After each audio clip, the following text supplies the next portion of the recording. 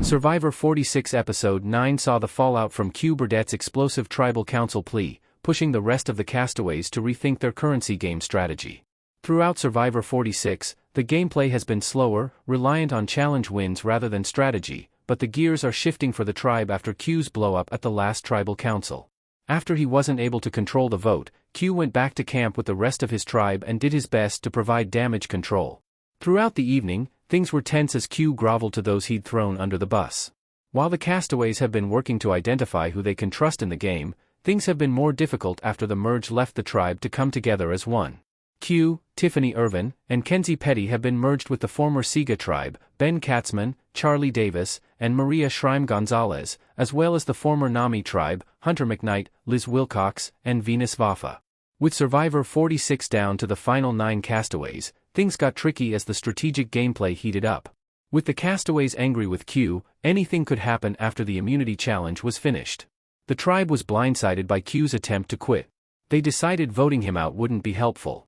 Image from Survivor 46 Episode 8 Custom image by Cesar Garcia. After getting back from Survivor 46 Episode 8's highly emotional tribal council, the castaways didn't know how to move forward with Q. They were all blindsided by the fact that Q had tried to engineer the vote against himself, along with some of his other transgressions. Tiffany was angry that Q, who had been her ally since the earliest days of the season, told Maria about her immunity idol despite her confiding in him. Together, the castaways decided that Q having blown up his game entirely made it unnecessary to vote him out, as he wouldn't win in the end. Venus confronted Hunter and Q about their plan. She didn't hold back with the new outsiders. Survivor 46 Venus Vafa in the foreground and Gemila Hussein Adams in the background. Custom image by Cesar Garcia. Hunter and Q were continuing to stick together as the only 2 members of the 6-person alliance who were still interested in working together. Despite the fact that they'd both been gunning for her, Hunter and Q were confronted by Venus about the fact that they'd written her name down.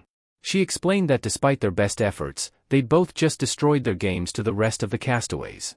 Venus shared that throughout the game, she'd been pushing for Hunter to trust and work with her, but after he declined time and time again, she'd relish writing his name down. Hunter felt he was the most vulnerable castaway. He didn't want to end up on the bottom. Survivor 46 Hunter and Venus Custom image by Cesar Garcia. Hunter felt that he was the most vulnerable person on the beach, considering that Q had blown up his entire game and he'd stood by. As a strong competitor, Hunter has already had a massive target on his back throughout the competition, but being collateral damage to Q's blow-up raised his target to an even higher level.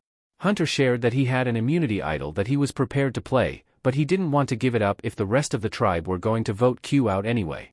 He planned to try winning the immunity challenge. The tribe split into 3 teams of 3 for the challenge.